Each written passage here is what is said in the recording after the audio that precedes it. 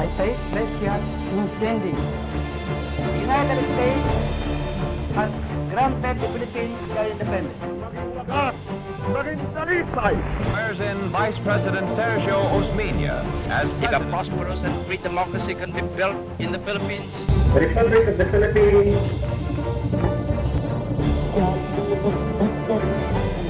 ang akong kasing-kasing niawit. The hard election drive pays off and Macapagal wins. placing the entire Philippines under martial law.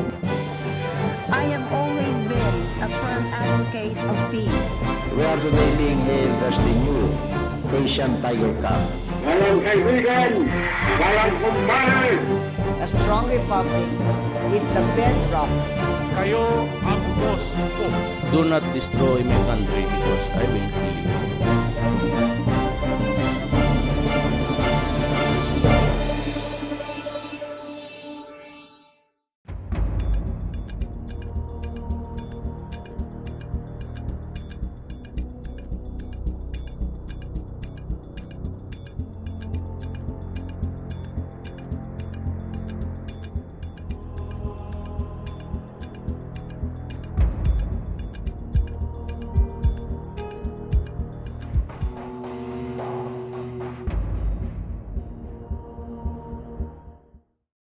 Well, basically, you have to remember that Aguinaldo and Quezon come a long way.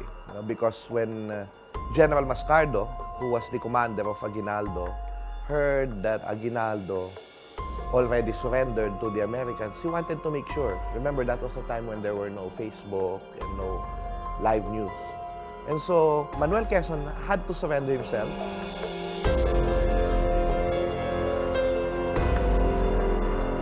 During the time of the Americans, it was the civil governor or the military governor. And so, they saw each other there in the jail of Aguinaldo in Malacanang. And in many ways, that was poignant because, come to think of it, Emilio Aguinaldo was president of the First Philippine Republic. And he never had a chance to stay in Malacanang except as a prisoner. And then Manuel Luis Quezon would be the next leader, Filipino leader of the land as president of the Commonwealth in the future. By the assessment of Americans who came to the Philippines at the turn of the century, Filipinos were incapable of having their own government. And this was also the basis for why they stayed and colonized the Philippines, despite American policy not to have any colony. And here is their House of Congress. The Filipino legislators built their constitution based on ours. They made their laws as we do, by the consent of the governed. Laws for the Filipinos, by the Filipinos. 1907, the year under the American colonial government, Filipinos elected the first Filipino assembly. We have to remember that President McKinley, the US president who gave the go signal to colonize the Philippines and take it away from Spain, famously said that America is not in the Philippines to colonize or to exploit, but to teach Filipinos the science of government. So we had our first assembly. In that election, there were basically two parties around. The Partido Nacionalista of Quezon and Osmeña advocated independence. The party of the Progresistas earlier wanted that the Philippines become the 52nd states of the United States of America. So, predictably, it was the party of Quezon and Osmeña that won in 1907 for the first assembly. Actually, in that election, Osmeña became Speaker of the Assembly, and it was Quezon who just became Majority Floor Leader. Interesting yung friendship and rivalry ni Quezon and Osmeña during those times. They were not just party mates, they were not just founders of the Nacionalista Party. They were also very good friends, but also in turn rivals.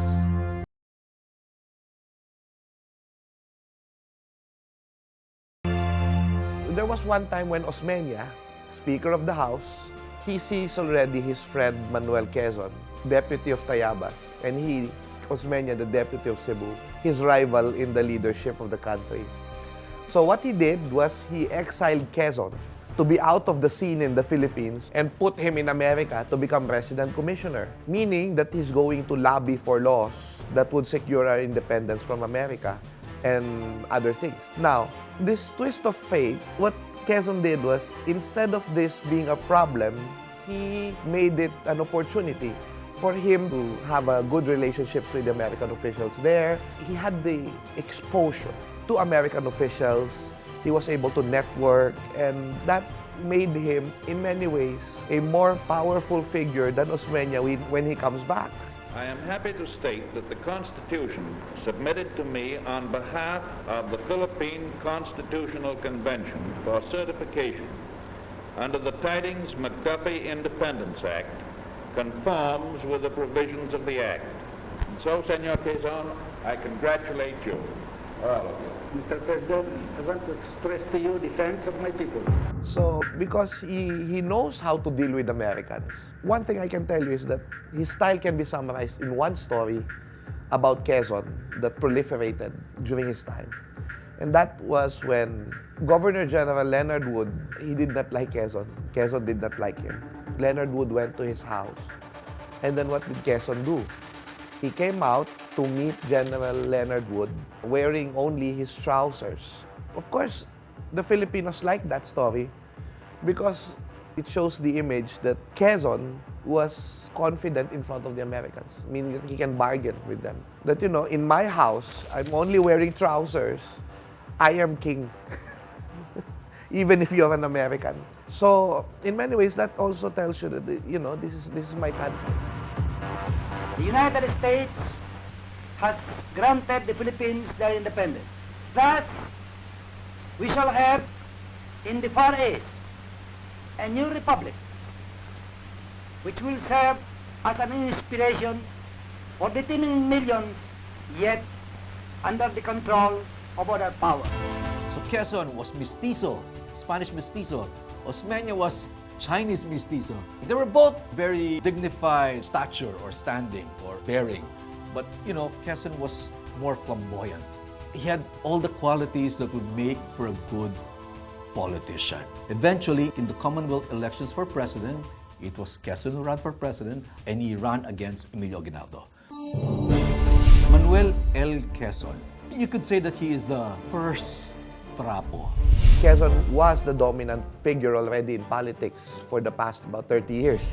Maybe because magaling talaga siya mag-manipulate ng public image niya. Pero madaming mga people dun within the government na sobrang anti-Quezon.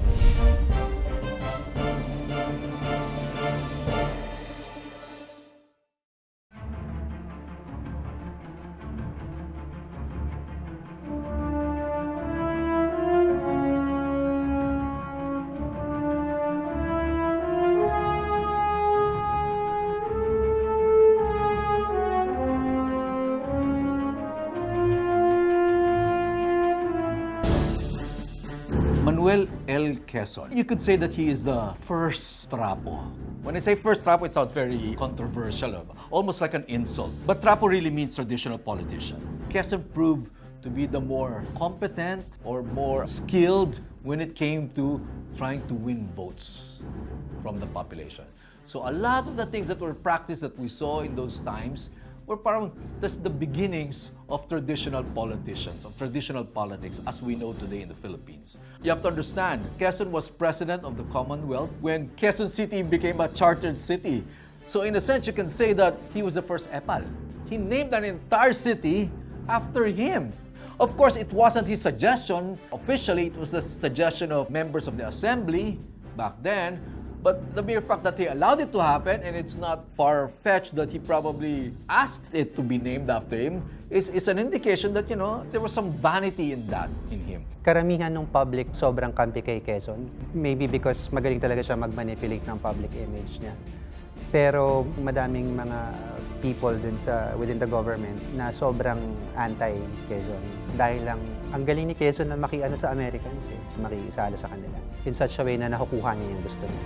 In public, he's pro-autonomy, pro-independence. Pero in private, sinasabi niya sa mga kasama niya na actually mas gusto niya na nandito pa yung mga Americans. If only for the sake of business interests. Quezon was the dominant figure already in politics for the past about 30 years because ever since he became part of the Philippine Assembly, 1907, he was already one of the top leaders of the country because eventually Sergio Osmeña was Speaker of the House and then eventually he will become Senate President by 1916. His political career gained momentum already by 1935, especially by securing that bill, the Tidings-McDuffie Law, which of course mandated that there would be government, a 10-year period wherein there would be a transition from the colonial masters before peaceful transition of independence from America. There would be a 10-year self-rule government by Filipinos.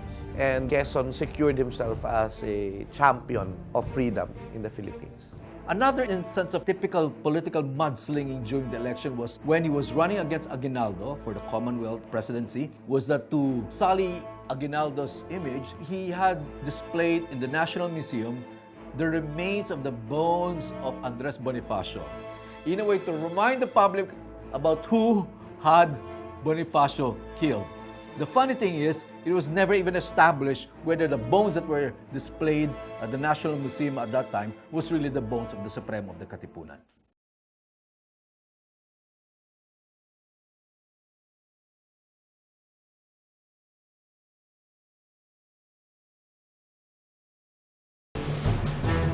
The idea of traditional politician just got a bad reputation because it was a term coined post-1986 by the left, yung mga aktivista. Kasi the shorthand for traditional politician, which is trapo, trapo by itself is a bad term. It means a rag. It's dirty.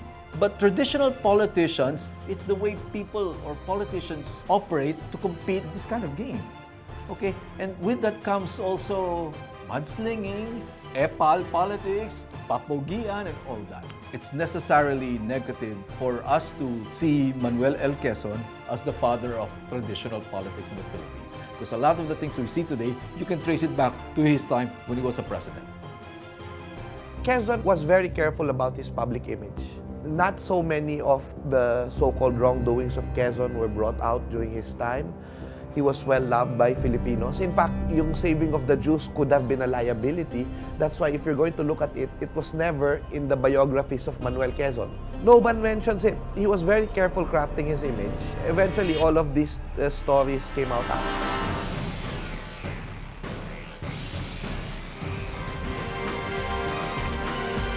My name is Raymond Bagat-Singh. I was the one who portrayed President Manuel Quezon for the movie Quezon's Game. We will stand against Hitler. Laurie, my wife and producer, started looking for actors that she felt were of the caliber that could play Quezon, and Raymond really was one of her favorites for the part, and also because he has such a close resemblance to Quezon. So I did a lot of studying of Quezon prior to the casting. In Raymond's case, he was one of the best actors that I came across.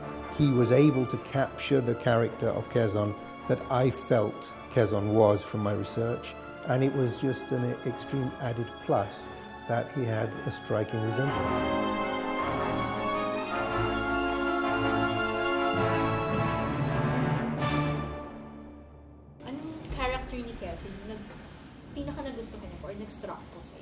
During the time of when he first heard it? Yes, when yung decision niya to take the refuge. Oh, kasi it took a while eh. Yung best friend niya na cigar magnate, the Frieder brothers, kasi Jewish sila, and then sinabi sa kanya yung tungkol sa peligro nga ng mga Jews dahil pinapatay sila ni Hitler. And at first, sabi niya, gusto nila mag-save ng thousands of Jews, like 10,000. Sabi niya, I'm only allowed to give 200 visas a year. And syempre, it's not really entirely up to him kasi dadaan yun sa American government because we were under the American government, the Commonwealth. And so, but his friends were very adamant and they were very affected. Those were his best friends. And then in the movie, Colonel Eisenhower explained to him that these are lives. Dapat you have to consider them kasi tao din sila. And then inuwi niya sa bahay yun. He was pressured Kasi sabi ng mga friends niya, if you don't help them, parang mo na rin silang hinayaang mamatay. Because if you have the power to help them, and you say no, then ikaw na rin yung nagpapatay sa kanila. And then so it was big pressure for him. He was really, a traditional politician. He was charming with women and all of that. But Quezon, many times proved that he values human life. I've heard all sorts of Quezon stories. I've never heard of him having his enemies killed. And then, of course, I remember the time when there was a demonstration in Manila, a very big one. And this was after the Nazis persecuted the Jews in what is now known as the Kristallnacht. This is when they raided the Jewish houses and they destroyed the synagogues, they burned the synagogues and destroyed their businesses in Germany. And the Filipinos were like protesting. What should be done? And Quezon had a very good ear on issues. So he said, I wanted to take these Jews. I wanted to bring them to the Philippines. But remember that this is very complicated because although the Americans allowed him to have as many people as he can let them enter in the Philippines, it's actually the more important problem dun sa pagkuha niya ng mga Hudyo would be his political career more than the Americans. Because actually, it was not true that the Americans stopped him from doing it. In fact, they did not do anything about it. They just allowed him to do it. But yung mga party mates niya, yung mga supporters niya, ang fear, baka there are so many problems in the country already. And Japan is threatening invasion of the Philippines. Why are you doing this? This Jewish problem, they're from faraway lands. But he just valued human life. Knowing how to balance conflicting interests. Knowing how to gain favor from the Americans and at the same time remain popular with the Filipinos. That's the work of a traditional politician in a liberal democracy. So in that sense, it's not bad. How did he do that? Actually, the Americans had no choice. The first politicians that they tried to cultivate or take care of were politicians who favored statehood. The first politicians, Filipino politicians that they encouraged, that they supported, were not for independence. But they had no choice, but they had to go to the people to be elected. And the people wanted politicians who wanted independence. The Americans had no choice really but to work with nationalist, pro-independence politicians like Quezon and Smith. But Quezon naman had to balance between trying to work with Americans for early independence at the same time trying to win in elections. He was a master traditional politician. He knew how to balance conflicting interests. And I think that's a positive thing. In public, he was telling the Filipino people, independence now. But with Americans, when he was negotiating in Washington, he was trying to delay independence. His favorite cuss word was puñeta. It's always a huge focus on his legacy. They always talk about his love for country. They talk about his love for the poor.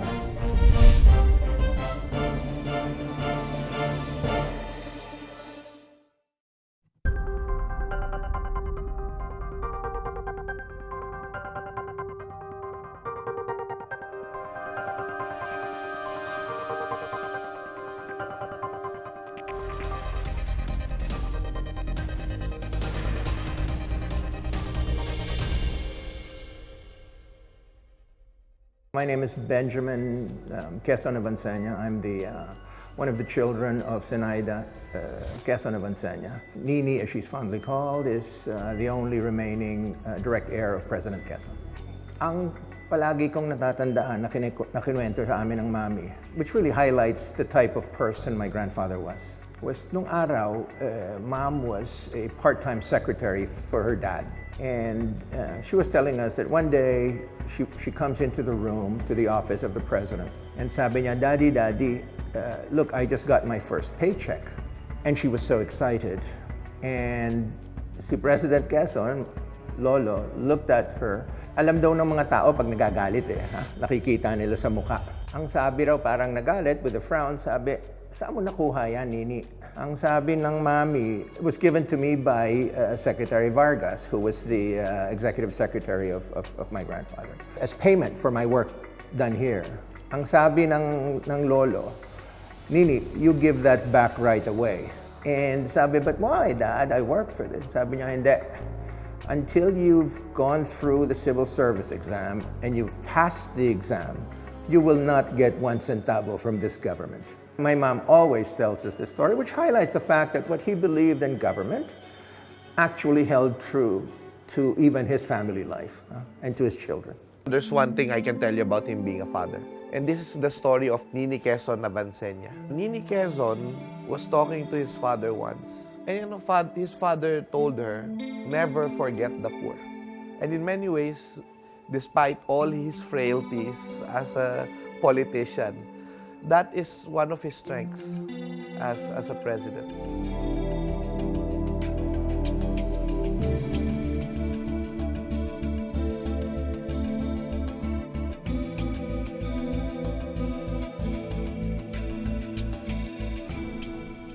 Quezon was a very colorful character. I think doon nagmumula yung charm niya eh. If you're going to look at his voice, it was not really the voice of someone who is elitista. They will be able to make all the liberty-living peoples of the world maintain and preserve their own freedom. There's one incident wherein he went in a political sortie, saw this his cross-eyed man that he did not know. He did not know this guy. Approaching him, saw this cross-eyed man approaching him, and he did not know this guy. And Quezon just said, "Oy, putang ina mong duling, anong ginagawa mo dito?" And you know, inakbayan niya, tapos di ba, kinausap niya. It's like, people are wondering. Tinanong si Quezon, did you know this man? He said, no, I'd be goddamn if I knew him. His favorite cuss word was punyeta. There's one incident that Quezon was eating soup with the foreigner. And then the foreigner was just ang ingay na humigop ng sabaw. Sabi nung Quezon doon sa kausap niya, punyeta, ang ingay naman ng pagkain nito. Ganyan. I forgot what he said. But basically, excuse me, sir, sabi ng foreigner, oh, the soup is good, isn't it? So, yung mga ganun, pagka-sarcastic. Tapos mga table manners stories si Quezon na parang meron daw isang kasama siya sa ibang bansa na Pilipino. Alam mo yung hugasan ng daliri? Yung binabasa mo yung daliri mo, ganun. Parang iinumin yata ng kasama. Punyeta, hugasan yan, sabi niyang ganyan.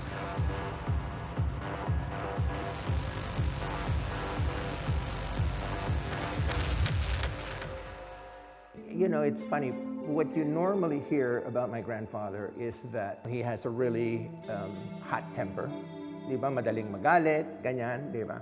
Also because, you know, everybody talks about, oh, the women love him because he looks good, he dresses up well. But what people don't understand is that he was a very, very loving father. He never missed any of the important events for his family. So palaging nag-a-attend yan, graduation, o kaya kung nasa play yung mga anak niya.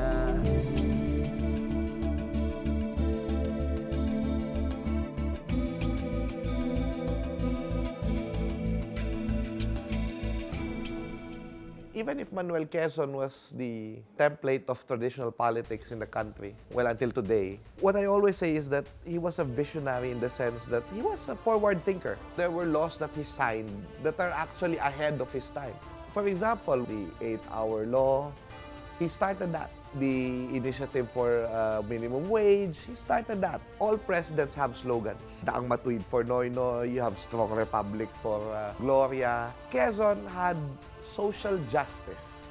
Give to the poor what is due to them. And that's why he was signing all these pro-labor policies at the time when, you know, that was not really the interest of the rich at that time.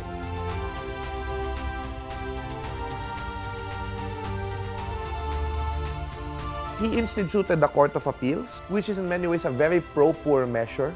Because at that time, you only had the Supreme Court. You have an appeals court for people who have, in many ways, who did not win their cases. He also mandated the appointment of lawyers for every town to defend the poor. These are the things that he instituted. He also instituted the women's suffrage law, which is basically that women can vote. In many ways, he was thinking ahead because a lot of the people, and even today, this is the problem, are regionalistic. And some people would even suggest that if we are to understand each other as a people with the many languages that we have, we should institute English. And remember that Quezon was a product of Spanish education. And the Americans wanted to institute the English language. And Quezon speaks English and Spanish. I really don't understand why he would want a national language based on a language here in the Philippines. Except that I believe that he also wanted to build our own identity. He realizes that our identity would not flow from English, our identity would not flow from Spanish. So what did he do? He mandated a survey of how many speakers in the Philippines of certain languages. And in that survey, Tagalog won. So that's why he chose Tagalog. The Japanese invasion of the Philippines was conducted on schedule. Nipponese planes began bombing Manila in early December. The Philippine capital passed into the hands of the enemy on January 2nd, 1942. Quezon had some compromises with Americans that did not really hurt his standing with the Filipinos. I think that's all good. He was telling the Filipino people, independence now, but with the Americans, when he was negotiating in Washington, he was trying to delay independence until such a time that the Philippines was really ready. In fact, his worry was the Americans would pull out of the Philippines when there was a threat of a Japanese invasion. In the end, even though he had to compromise and negotiate with the Americans, Quezon had the welfare of the Philippines in mind. Even when he escaped out of the Philippines during the Japanese invasion and left his cabinet and told his cabinet to cooperate with the Japanese, I think Quezon had the welfare of the country and the Filipinos in mind.